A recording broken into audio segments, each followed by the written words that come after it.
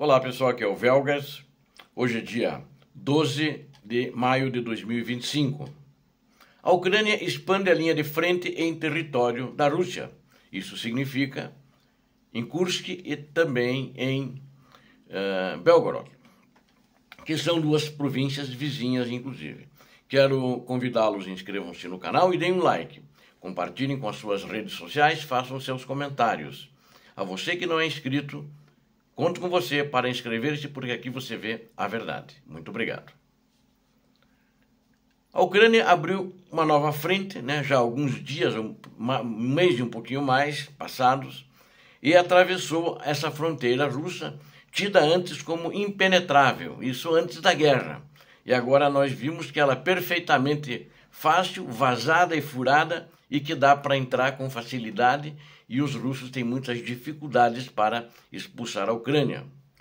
Os ucranianos lançaram uma incursão surpreendente pela fronteira. Quando eles recuaram em Kursk, eles entraram em Belgorod, deixando com essa estratégia a Rússia tonta. Não esperava que a Ucrânia fosse fazer isso, e ela apenas dizia na propaganda dela, na desinformação, que eles tinham expulsado totalmente o exército ucraniano de Kursk, o que não era e não é verdade. Agora eles já admitem que a Ucrânia continua em Kursk e está avançando. Depois que começou a avançar em Kursk, eles voltaram atrás. Não tinha como esconder. Isso está colocando uma pressão extra sobre as reservas russas e pode forçá-las a uma reação exagerada, o que pode levar a problemas ainda mais sérios e resultar em uma penetração nas linhas russas na região e crise a nível operacional das tropas da Rússia.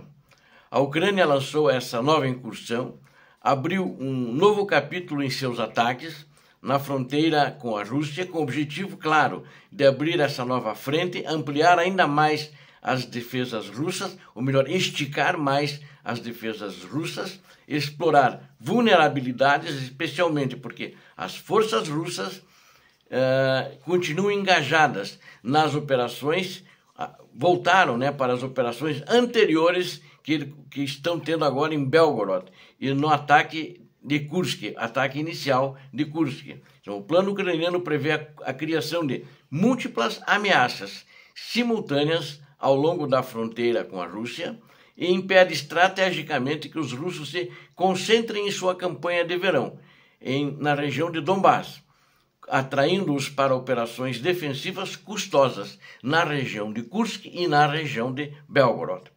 Paralelamente a isso, as forças ucranianas estava aquele combate no entroncamento ferroviário de Teotkino, em Kursk. Eles trabalham também batalha, vocês lembram, eu falei num vídeo essa semana, a batalha na estação ferroviária, enquanto a aviação ucraniana destruiu uma ponte perto da vila de Zvanoe, para isolar os russos. Essas ações interromperam a mobilidade e as comunicações russas. Então foi um golpe de mestre que favoreceu muito ao exército ucraniano, preparando o terreno para o esforço principal da Ucrânia. Em direção a Teotkino, os ucranianos lançaram uma manobra sofisticada com o objetivo de isolar as posições avançadas do exército da Rússia, que já estavam vulneráveis devido à sua exposição de três lados. Uma travessia de pontões foi montada pelas unidades de engenharia do exército da Ucrânia, que romperam as fortificações russas com sucesso. Esse ataque pareceu ser um reconhecimento em força, expondo posições de tiro russas para serem alvejadas por drones ucranianos, que agora estão dominando a área. A Ucrânia domina a área e agora ela está se preocupando em atacar a logística da Rússia. A decisão ucraniana de evacuar os assentamentos fronteiriços ali do lado ucraniano sinaliza planos da Ucrânia, pelo menos ela sinaliza, dá a entender com isso, para combates mais intensos e envolvendo forças mais substanciais, e sugere que a Ucrânia está se preparando para manter e expandir seus ganhos na área. Como as posições russas em Tetkino são essencialmente cercadas desde o início, as posições russas já estão cercadas, os remanescentes, os que sobraram lá. Se os russos resolverem conseguir tentar retomar as posições deles, retomar Tetkino, eles vão, usando de teimosia, só com essas condições que eles conseguirão não fazer isso, porque não vão ter muitas perdas. E o exército russo, eu acho que fatalmente fracassará, como ele vinha fracassando em Kursk.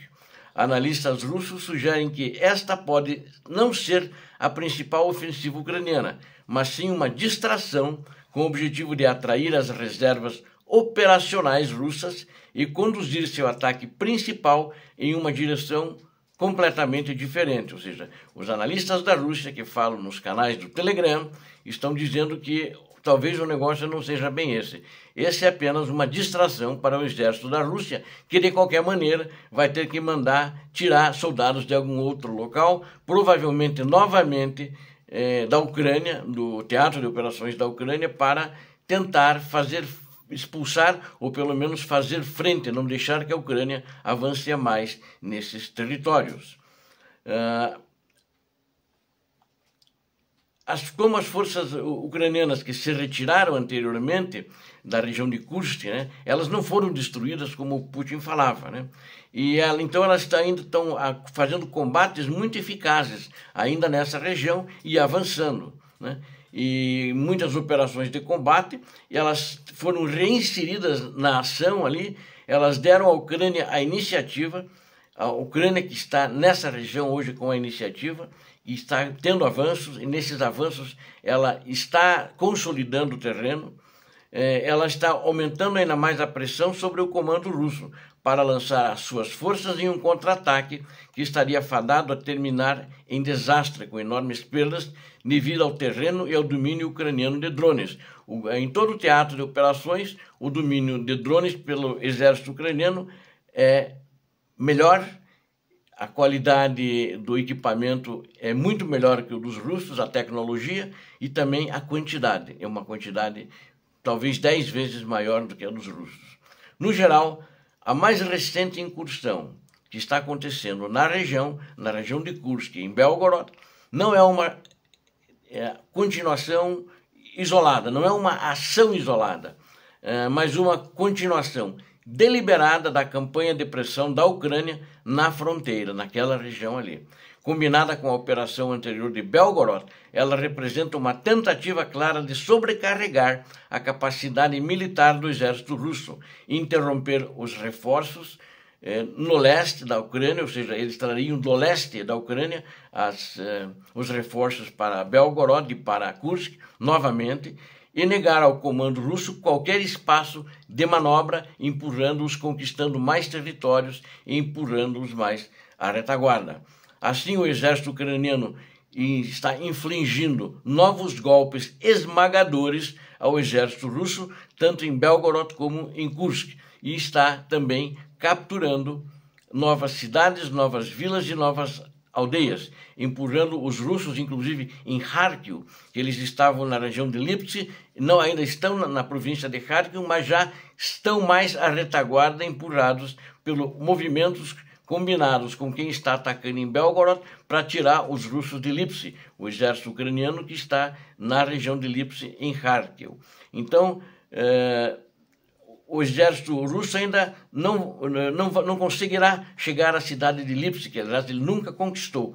E para proteger Kharkiv também é necessário que a Ucrânia, na minha avaliação, ela entre um pouco mais no território da Federação Russa, ela teria que avançar em direção a Belgorod, com uma profundidade de penetração de até uns 30 quilômetros. Essa zona de penetração precisa ser criada com essa profundidade para dar mais dificuldades à artilharia russa de atingir posições em Kharkiv.